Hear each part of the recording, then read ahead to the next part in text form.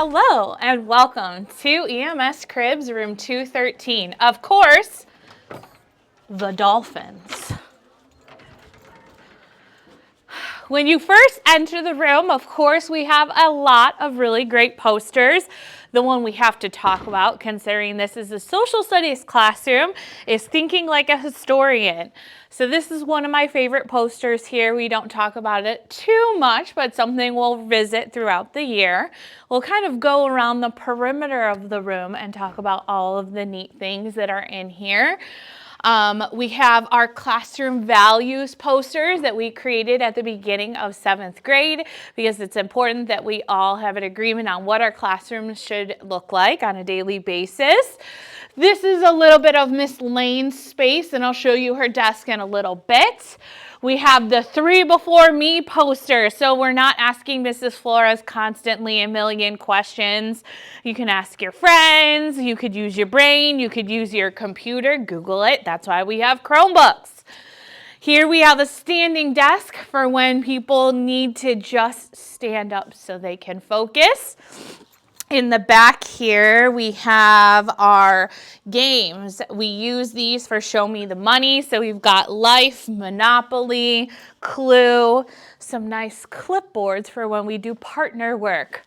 One of my favorite social studies boards that I keep up in 7th and 8th grade, talking about all of this social studies terminology, researching, sequencing events, perspectives, relationships, some more classroom values posters, because that is very important that we have a great classroom environment. We also have some more games back here. Once in a while, we'll do game days, especially when we have a classroom reward. I'll talk about my awesome classroom reward gold jar that we do with the Dolphin team. Of course, our social studies textbooks that we use once in a while to make sure we're getting our content.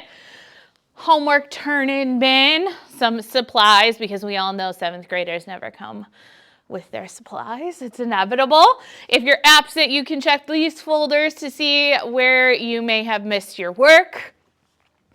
The printer. There are only 2 printers on this floor, and I am one of the lucky 2 to have a printer. So I feel lucky that I have that in my room because I can make last-minute copies if needed. Computer workstation for teacher, meet with students, especially when we're doing our DBQs. Voice levels. We all know in 7th grade that everybody could be a yell talker, myself included, or sometimes we're too loud. So we've got a level 0, voices off.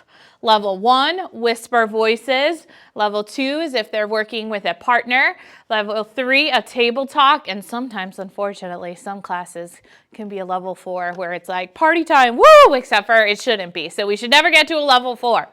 Now, one thing you'll notice that's new in my classroom, the doorbell.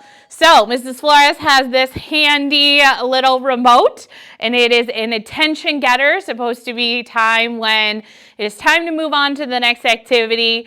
So for sometimes it gets a little too loud in here, so we can't always hear the doorbell, but this is something new that I've gotten in the last couple weeks. The nice, awesome gold jar.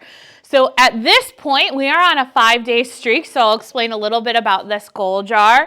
Every day at the end of class, we talk about whether the classroom community has earned a star. We talk about what does it mean to earn a star. The class will earn a star if they followed all the directions. They were at their voice level. They had all of their materials. They were prepared for class. They were collaborating and working with a partner. If they meet that goal, then at the end of class, we'll put a star in. Once we get all of our stars, they pick a reward.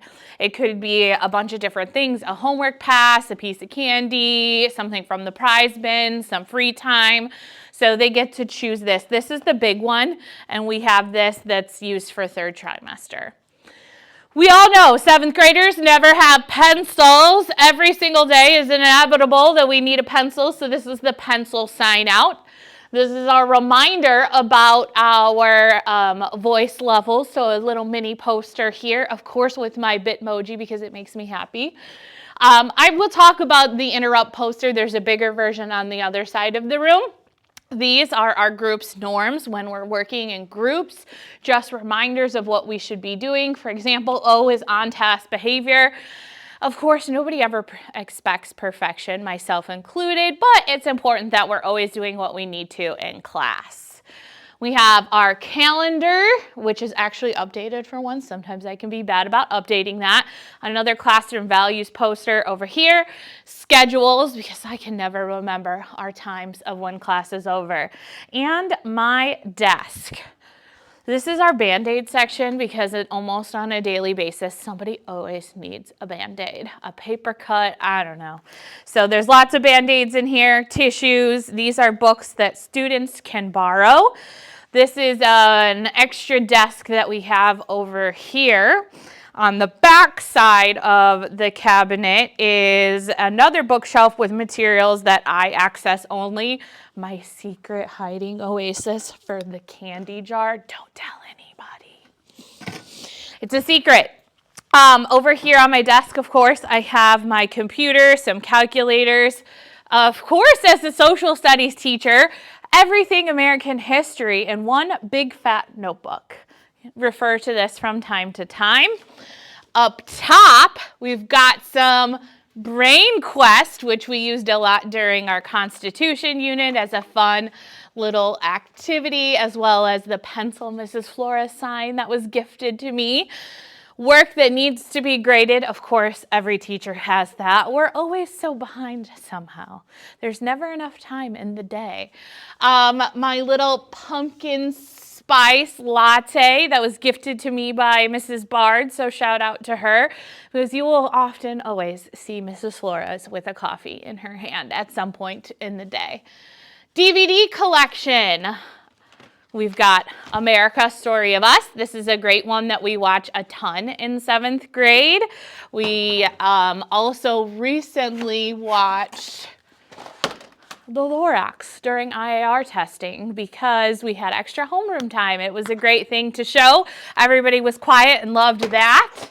We've got some other supplies up here, Sharpies, a digital clock, because let's be real, apparently 7th graders can't read an analog clock, so decided to get a digital one a few years ago.